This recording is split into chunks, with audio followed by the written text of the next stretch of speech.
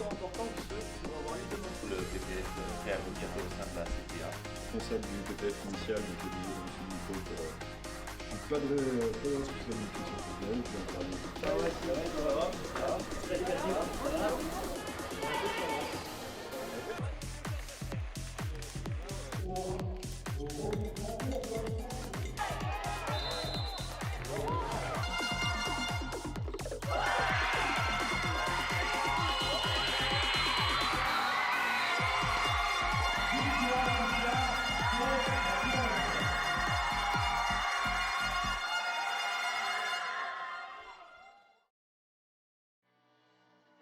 Je m'appelle Liam Buis, je suis conseiller technique fédéral à la Ligue Auvergne-Rhône-Alpes de handball, avec différentes missions, notamment autour de la formation des jeunes arbitres sur l'ensemble du territoire Auvergne-Rhône-Alpes. Je dirais que le nombre d'arbitres augmente sans cesse.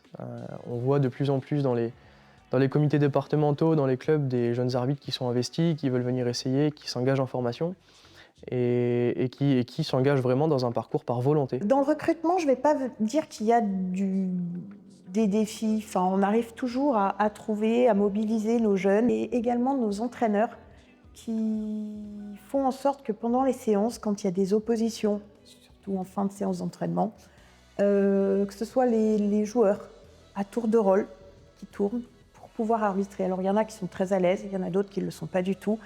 Ceux qui sont à l'aise, ils sont un petit peu repérés justement par les entraîneurs.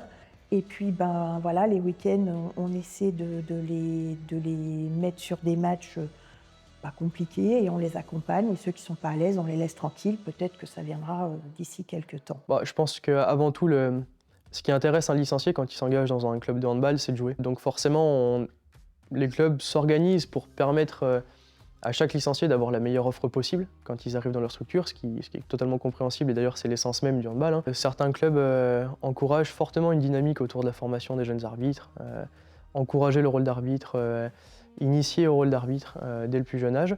Bien souvent c'est aussi parce que les clubs possèdent des ressources dans leur structure qui leur permettent d'agir sur le domaine de l'arbitrage. Et puis d'autres, par peut-être manque de compétences, manque de ressources aussi, ne peuvent pas agir avec les mêmes moyens auprès des jeunes joueurs, auprès des jeunes handballeurs.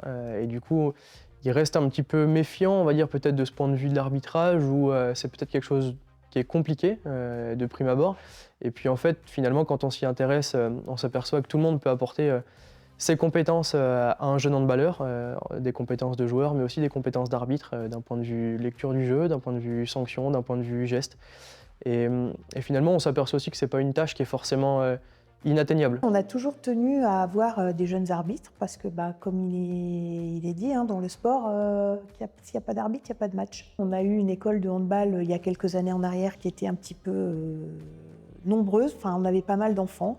Et puis là, les années, les études font que on a du monde qui est parti. On a eu du mal derrière à reconstruire cette école d'arbitrage.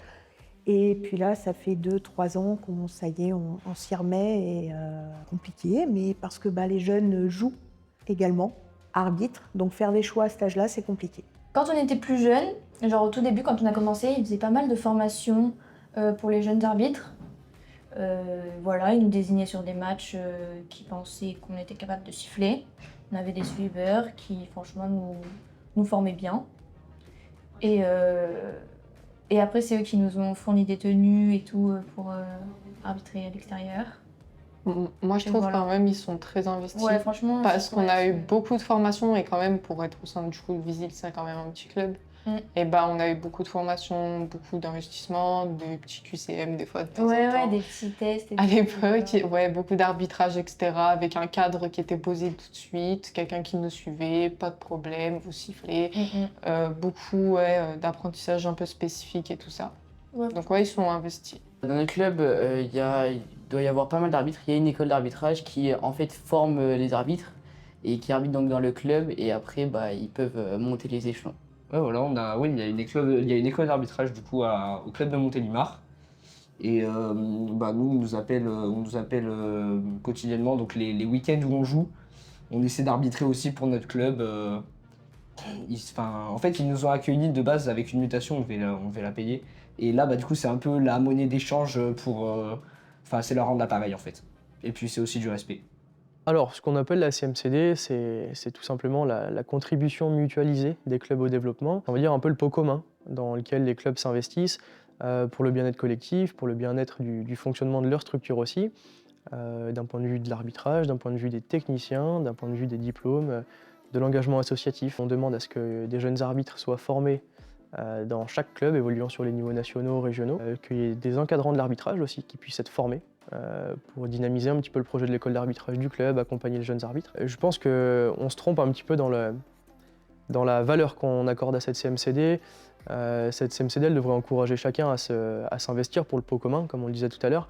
Et aujourd'hui, on s'aperçoit que beaucoup la prennent comme un frein, en tout cas comme une réelle menace. Et finalement, ça dénote un petit peu l'intérêt de ce projet-là. Ça tombe bien de parler de ça.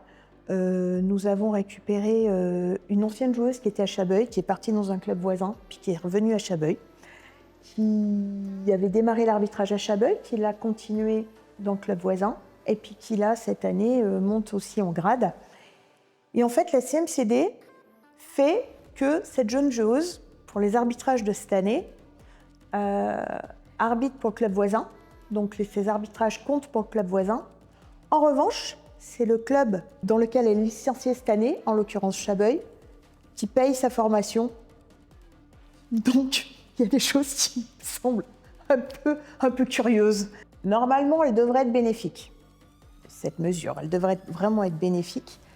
En revanche, là, nous, ça fait quelques années, 2-3 ans, je vais dire, que c'est plutôt un frein, quoi, parce que voilà, on est en train de reconstruire cette école d'arbitrage et derrière, on rame un peu pour retrouver un peu du monde. Et puis, comme on l'a tous vécu, le Covid est passé par là et ça n'a pas fait du bien à tout le monde, quoi. Donc, on en essuie les pots cassés, quoi, malheureusement. Aujourd'hui, il y a deux choses par rapport au bénévolat. C'est d'abord une ressource qui est très riche et qui est, j'ai envie de dire, indéniable pour faire fonctionner l'arbitrage et les différents projets. C'est-à-dire que ça demande beaucoup d'implication, beaucoup de ressources avec différentes compétences. Et l'association de toutes ces ressources permet au projet de l'arbitrage de se développer. Sur l'autre voyant, ça a des limites, parce qu'une personne bénévole ne peut pas s'investir de manière illimitée, par définition. Finalement, on s'aperçoit que les plus grosses responsabilités, ça coince un peu quand on les donne à des bénévoles, parce qu'ils n'ont pas le temps de le faire, parce qu'ils n'ont pas non plus peut-être les moyens de les mettre en place. Du coup, sur nos désignations, on a, pour l'instant, on a toujours eu un suiveur, donc un tuteur qui nous a toujours rendu un suivi aussi derrière. Donc ça, on a assez de chance. Et ouais, du coup, ça permet de nous sentir protégés et de pouvoir prendre nos décisions sans douter de ce qui se passe derrière. On sait qu'on est protégé, que c'est bon. Aujourd'hui, professionnaliser les arbitres, ça permettrait peut-être à certains jeunes arbitres d'avoir des perspectives d'évolution, de métier. Aujourd'hui, on s'aperçoit beaucoup que nos jeunes, quand ils arrivent à l'arbitrage, ils ont aussi cette double facette de joueur-arbitre. Et bien souvent, ceux qui performent dans le jeu choisissent la voie du jeu parce qu'ils savent que peut-être à la clé, pour un échantillon assez restreint de jeunes, il y a un contrat professionnel, une convention en centre de formation et qu'il y a en tout cas un débouché sur le secteur professionnel, ce qui n'est pas le cas pour l'arbitrage. Donc si peut-être un jour ça devait arriver, c'est certainement des mentalités qui pourraient changer. À long terme, pouvoir arbitrer le plus haut possible, c'est-à-dire de la D1 féminine, de la LNH, et peut-être aussi en international ou en Europe. Ouais, c'est pareil, enfin monter le plus haut possible, tant que ça continue de monter, on monte et puis voilà, on profite. Nous, on a dit Tant qu'on peut avancer, tant qu'on peut avancer, on avance. Voilà, après on verra. Mais c'est ça. Tant qu'on on avance, on se forme, on apprend, on écoute, on on pratique. applique Et puis on aime ça, donc on continue. Peut-être qu'à un certain niveau, ces personnes-là, quand elles se retirent un peu ou qu'elles freinent leur activité, c'est peut-être par un manque de motivation qui peut arriver effectivement par ce manque de valorisation, ce manque de reconnaissance, ce manque peut-être de prise en compte du parcours pro, du parcours personnel de l'arbitre ou du binôme, qui forcément arrivé à un moment donné de la vie va différer, va diverger par rapport à l'objectif premier. Pour les mettre un petit peu en valeur, on a investi dans de l'équipement. On essaie de pas non plus trop leur tirer sur la corde et les mettre tout le temps en difficulté. On essaie de les accompagner du mieux que l'on puisse.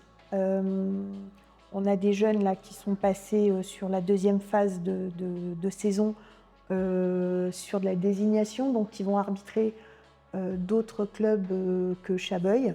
Donc il y a les parents qui accompagnent. Ils peuvent prendre un minibus au club qui nous a été offert par la région, donc ça peut profiter pour eux pour pouvoir aller sur leur rencontre. Moi, je pense qu'il faut arrêter de dire qu'il faut valoriser l'arbitrage. À un moment donné, les arbitres sont valorisés, l'arbitrage est valorisé, le jeu est valorisé, le handball est valorisé, les acteurs du hand sont valorisés. Je pense qu'on est tous dans le même panier. Quand on fait un match, il y a des joueurs qui sont contents, il y a des entraîneurs qui sont contents, il y a des arbitres qui sont contents, il y a des joueurs qui sont déçus, il y a aussi des entraîneurs qui sont déçus et des arbitres qui sont déçus. Je pense qu'on n'a pas ce souci de réfléchir à comment valoriser les arbitres. Pour moi, ce n'est pas une question qui est d'actualité. Je pense que tout le travail qui est fait et le développement de l'arbitrage d'une manière générale participe à cette valorisation-là. Je pense qu'on est tous acteurs du jeu. Le handball rassemble beaucoup d'acteurs. Quand on prend une licence dans un club de hand, on prend une licence pour être handballeur, avant tout. Et je pense qu'au travers du handball, on peut vivre des émotions qui sont passionnantes, qui sont intenses et qui peuvent nous faire devenir accros à ce sport. En tout cas, j'en suis convaincu. Et je me dis que quand on prend une licence dans un club de hand, c'est la première entrée pour devenir entraîneur, pour devenir joueur de haut niveau, pour devenir joueur à un niveau tout à fait raisonnable, ou pour devenir arbitre, pour devenir dirigeant, ou pour devenir accompagnateur d'arbitre, ou pour devenir bénévole tout simplement. Et je pense que tous les rôles ont leur place dans l'organisation du handball. Et en tout cas, je crois qu'il n'y en a pas un qui est moins valorisé que l'autre, il n'y en a pas un qui est plus valorisé que l'autre. Je pense qu'il faut tout mettre dans le même panier, et en tout cas, c'est ça vers quoi on tend, et de plus en plus.